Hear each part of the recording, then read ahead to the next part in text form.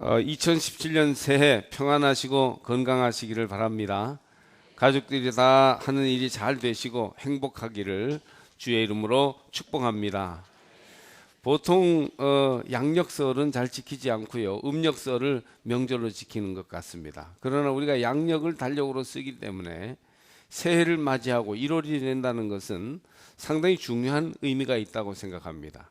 이 설이라는 말 자체가 조심한다, 금한다 라는 뜻, 설설 긴다 그럴 때 설자, 그런 의미를 가지고 있다고 합니다.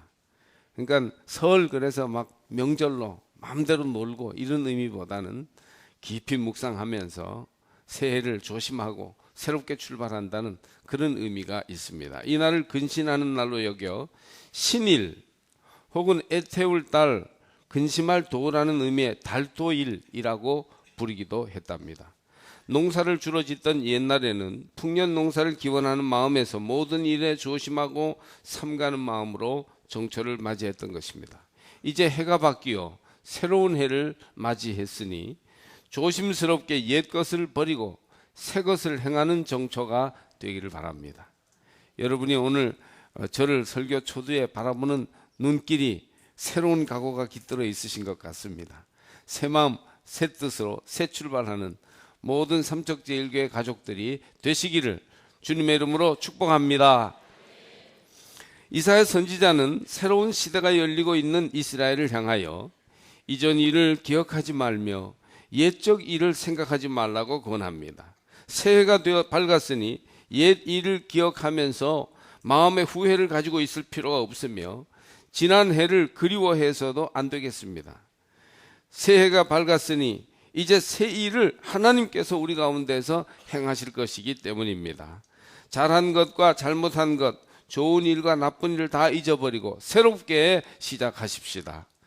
제 개인적으로 올해 새로 시작하면서 새 표를 세우고 무언가 새로워지려고 해보지만 진정으로 뭐가 새로워진 것인가, 그런 생각이 들어서 사실 한편으로 좀 허전해지기도 합니다.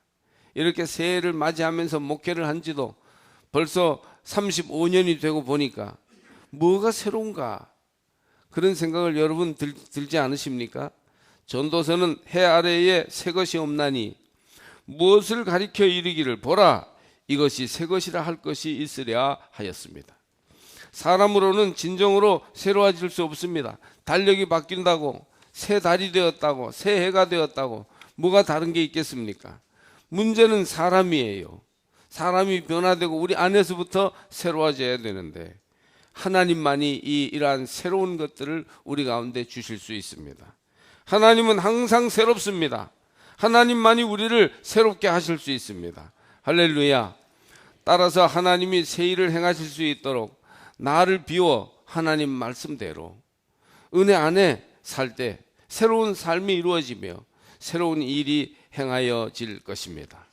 하나님은 광야에 길을 내며 사막에 강을 낼 것입니다.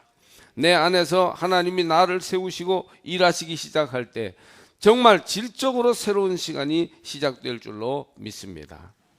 하나님은 새 일을 행하셔서 이 백성으로 하나님의 찬송을 부르게 하시겠다고 21절에 말합니다. 이 백성은 내가 나를 위하여 지었나니 나를 찬송하게 하려 함이니라.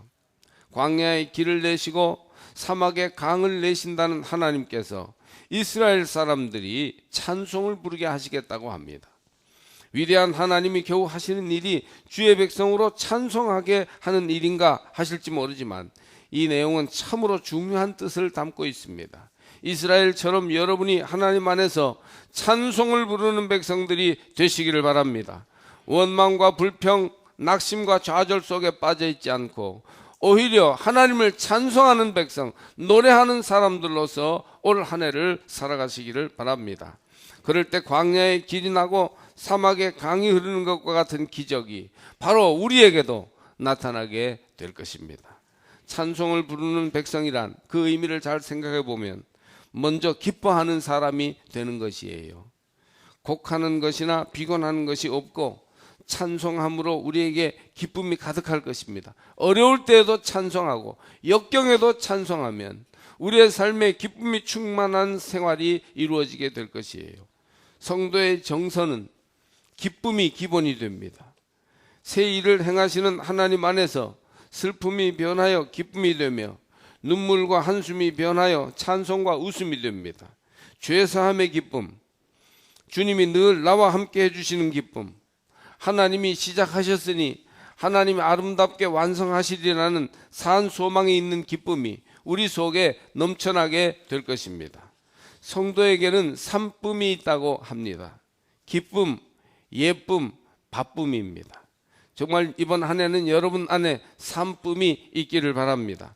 주님 주시는 마음, 죄사함의 기쁨이 우리 가운데 충만하면 따로 좋은 화장품을 쓰지 않아도 건강해지고 예뻐집니다. 믿습니까?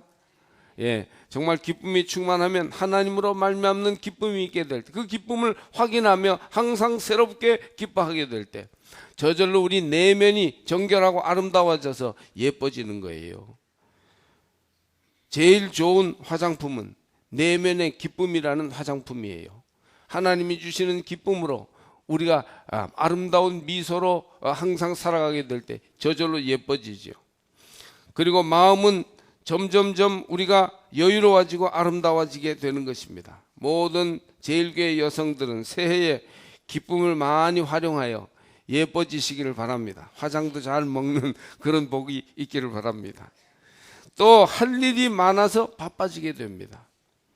그래서 기쁨으로 예뻐지면 찾는 사람이 많고 열심히 적극적으로 살아가게 돼서 바빠지게 되죠. 그래서 기쁨, 예쁨, 바쁨의 삼쁨이 생긴다는 말이 허언이 아닙니다.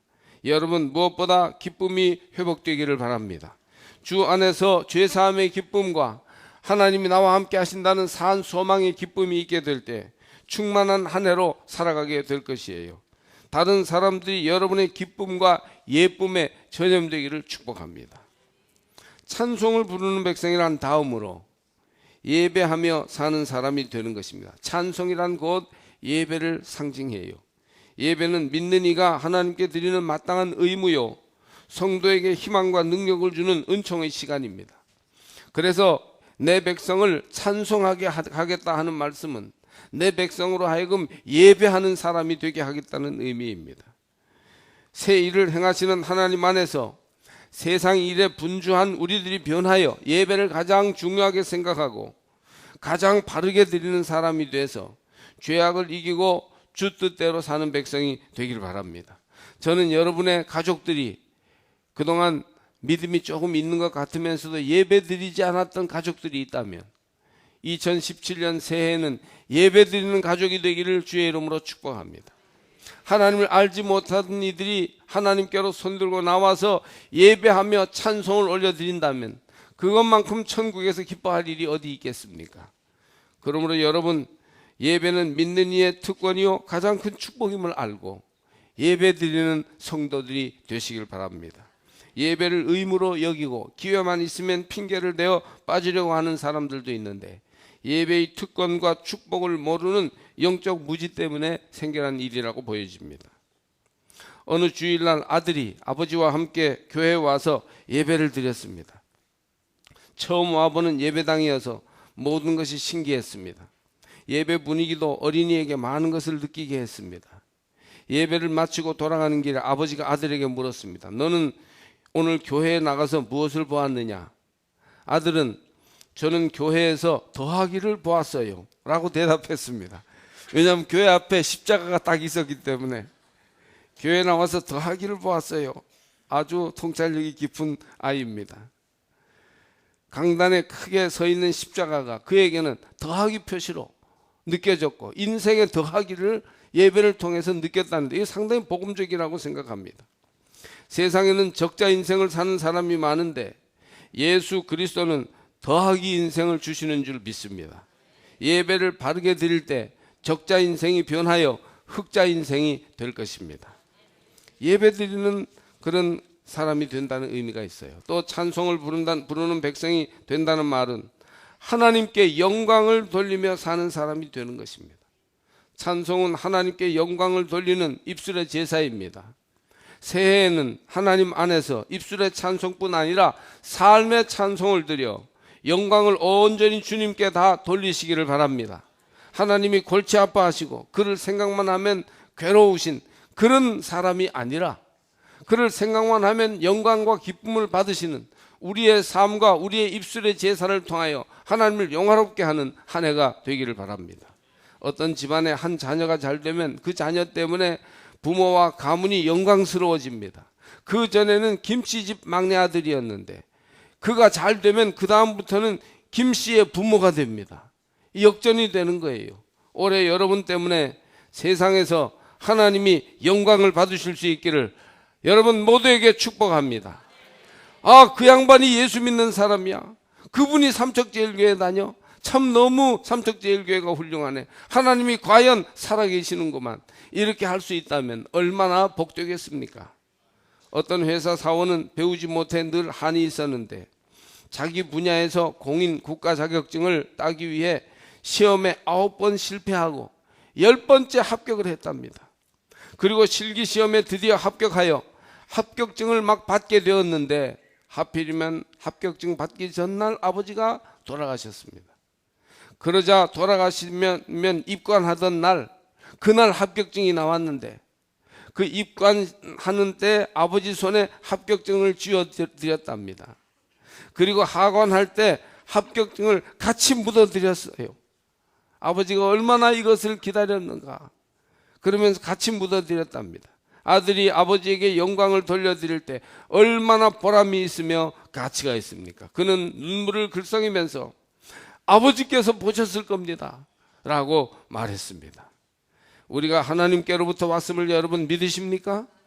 그렇다면 하나님께 영광 돌리는 삶이 가장 복되고 보람이 있는 삶인 것을 또한 믿으십시오. 하나님께 영광을 돌려드릴 수 있도록 열심히 사시기를 바랍니다. 이번 한 해는 하나님이 나 때문에 영광스러워해질 수 있는 그런 한 해로 내가 한번 살아보겠다.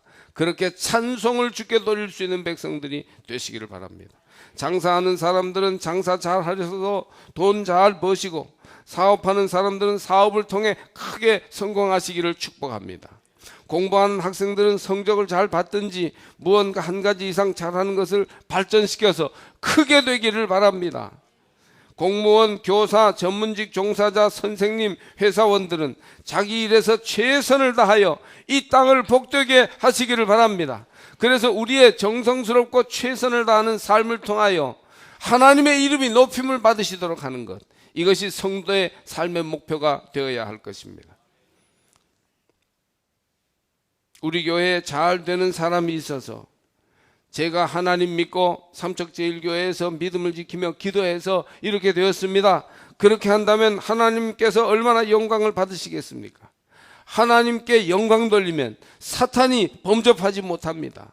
자기가 영광을 받으려고 자꾸 하니까 시험에 빠지는 겁니다. 하나님께 영광을 돌리면 많은 사람이 그것을 보고 하나님께로 돌아오게 되어 큰 복음 전파의 효과도 있을 것입니다. 진짜 올해 우리가 시도해야 할 새 일,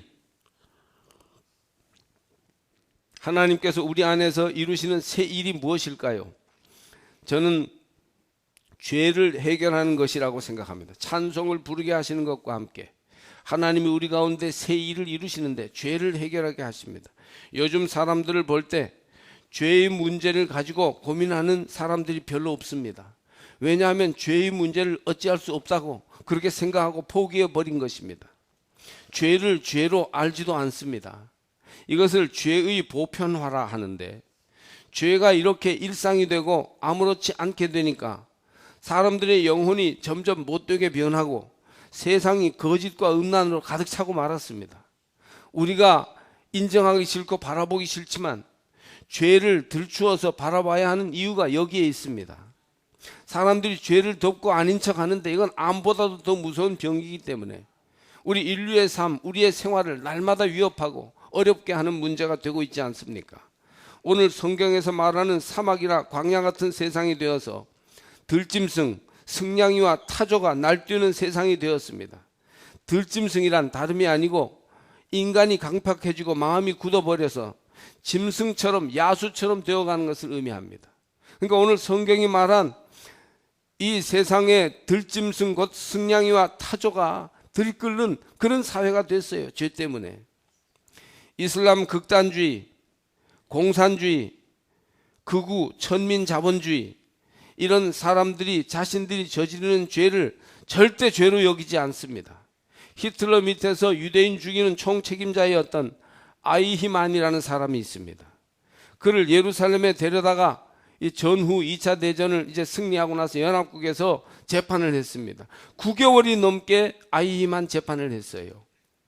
수많은 유대인을 가스실로 데려가 죽인 그 악한 사탄과 같은 인간을 사람들이 방송에서 막 봤어요. 저 아이히만이 도대체 어떤 낯짝을 하고 있느냐, 저 사람이 얼마나 악한 사람인지, 아마 뿔은 2억 개는 났을 거다. 그리고 봤는데 의외로 너무 평범한 아저씨인 거예요.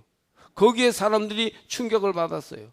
그렇게 악한 일을 하는 사람은 자기와는 아주 다른 사람일 줄 알았는데 너무 비슷한 사람인 거예요. 재판석에 세워서 왜 그런 나쁜 짓을 저질렀느냐 하니까 나는 한 사람도 안 죽였습니다. 누구처럼 말이죠. 그렇게 대답을 하는 거예요. 수많은 유대인들의 죽음은 무엇입니까? 도대체 누가 그 일을 저지른 겁니까? 아이만이 말하기를 자기는 히틀러가 명령하는 대로 부하들에게 그냥 전달했을 뿐이라는 거였습니다. 인종차별, 이슬람 극단주의, 빈부격차를 정당시하고 서민들은 평생 그렇게 살 뿐이니 깔아뭉개야 한다고 서슴없이 말했던 고위공직자들, 그런 사람들이 원래 악한 들일까요? 이들을 보통 프레임에 갇혀 있다고 합니다. 프레임, 역사와 문화, 상황적인 체험에 따라 만들어진 인식과 사고의 틀입니다. 독일군들이 전쟁이라는 프레임을 가지고 세상을 보고 이슬람 극단주의 IS 같은 단체가 자기 민족이라는 틀을 가지고 세상을 보는 겁니다. 그들은 엘리트요, 자기 사회에서의 지식인이요, 모범적인 독일과 아랍의 시민들입니다.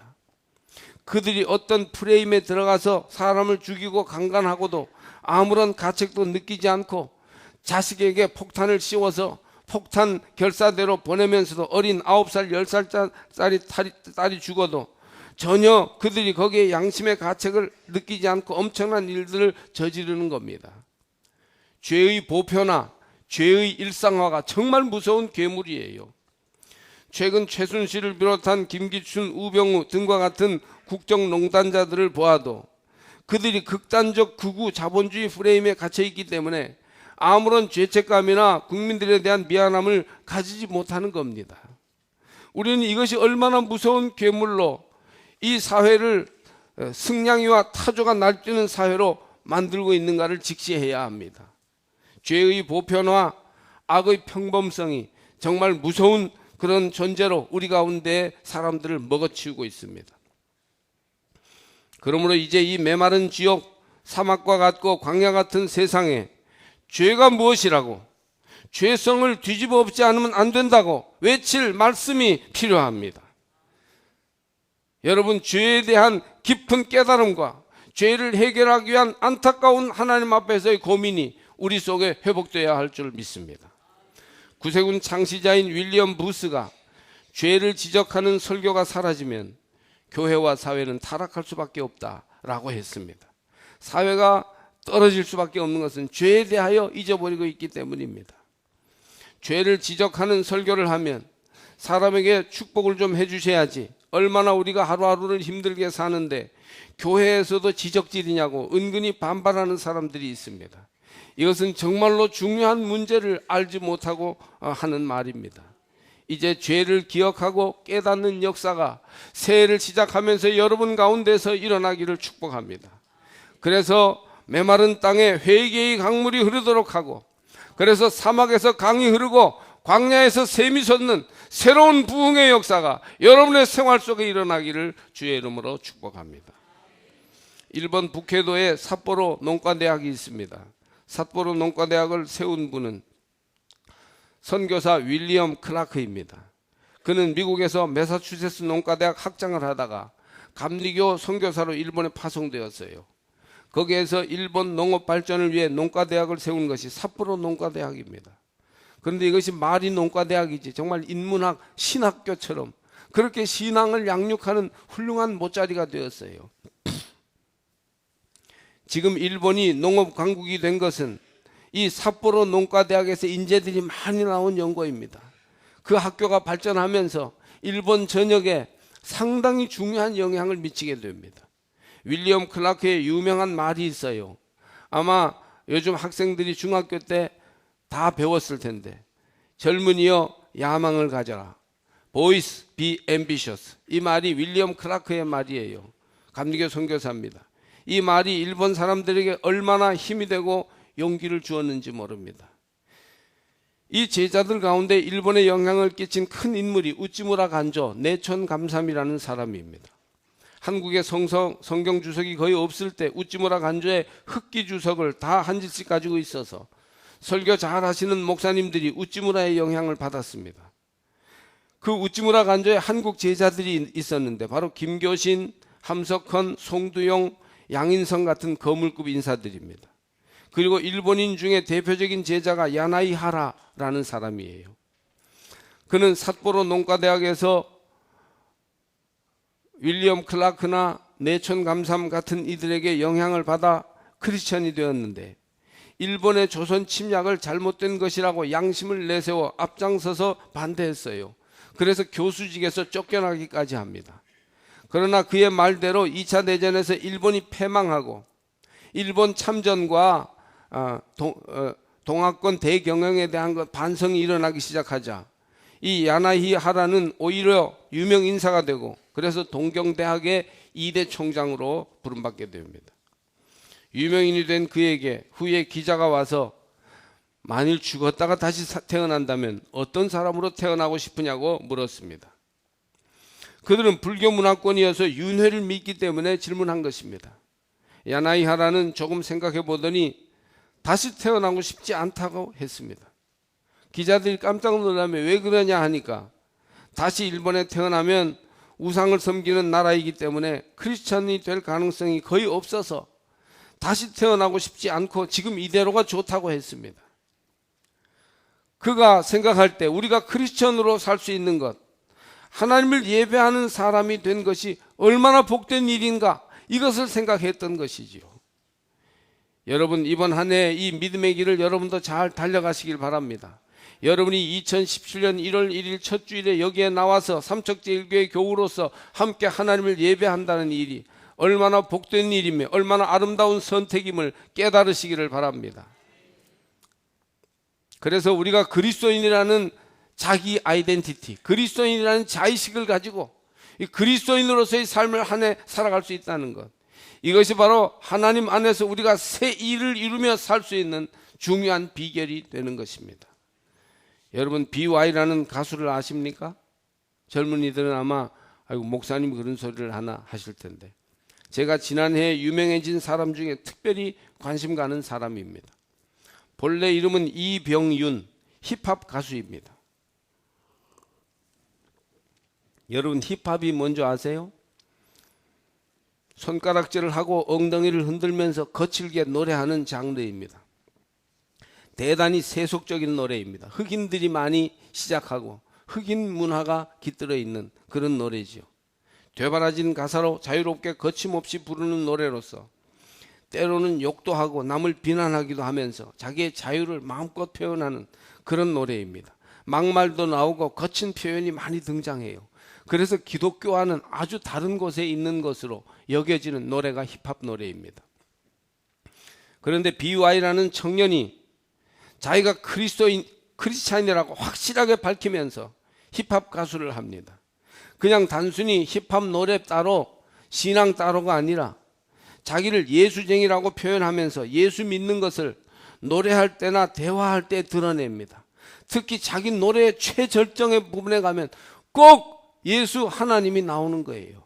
그래서 자기의 어떤 힙합적 영성과 감성이 자기의 믿음의 깊은 곳에서부터 우러나온 것임을 담대하게 선언하는데, 이것은 전혀 볼 수 없었던 그런 표현이어서 젊은이들이 굉장히 충격을 받고, 힙합을 하는 아주 세속적인 청년들이 거기에서 하나님을 만나는 경험을 하게 되는 것입니다. 참으로 이 시대에, 세속화된 이 시대에 새 일이 아닐 수 없습니다. 노래 가사에 완전히 복음을 담고 있을 때가 많습니다.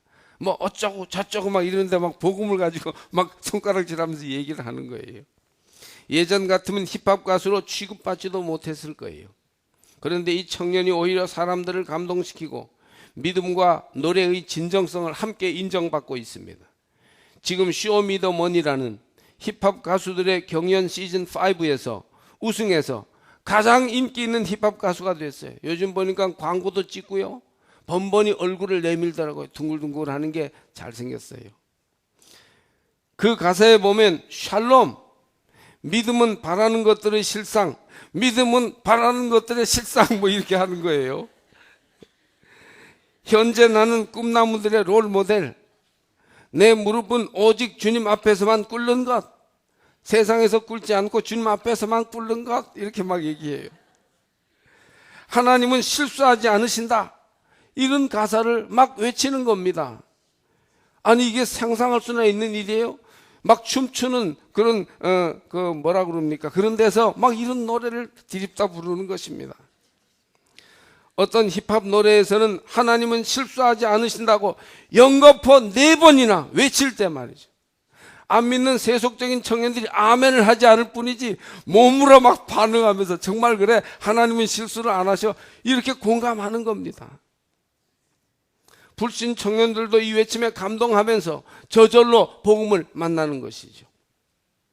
완전히 그의 힙합 노래에는 크리스천의 신앙 고백이 들어있어요. 이 청년은 자기 분야에서 하나님과 함께 새 일을 행하고 있는 것입니다.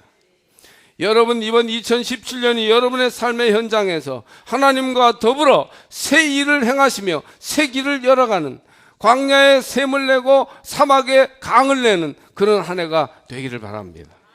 올해가 종교개혁 500주년의 해입니다. 이제 믿음의 참기를 새롭게 내요 하나님을 찬송하는 백성이 되도록 할 때가 되었습니다. 이제 신앙이 새로워지십시다. 이제 믿음의 행동이 달라져야 하겠습니다. 주의 백성은 오직 믿음으로 새롭게 살 것입니다. 이스라엘에게 하나님이 새 일을 행하시어 찬송을 부르게 하시며 새 길을 내실 줄로 믿습니다. 그리스도 안에서 우리가 하나님의 찬송을 부르는 한 해가 되기를 저는 간절히 기도합니다. 하나님이 여러분 가운데 광야의 길을 내시며 사막에 강물이 흐르게 하실 줄로 믿습니다. 우리 가정 안에 전에 없었던 새로운 흐름이 나타날 줄 믿습니다. 하나님께서 새 일을 우리 가운데서 이루어 주실 것입니다.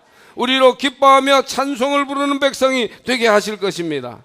주의를 기억하며 예배를 진심으로 뜨겁게 간절하게 감동적으로 드릴 수 있게 하실 것입니다. 죄를 회개하고 주께로 돌아와 참으로 죄를 해결하고 거룩하고 의로운 백성이 되어 하나님께 영광을 돌리게 될 것입니다. 여러분, 이번 한 해가 그리 되기를 주의 이름으로 간절히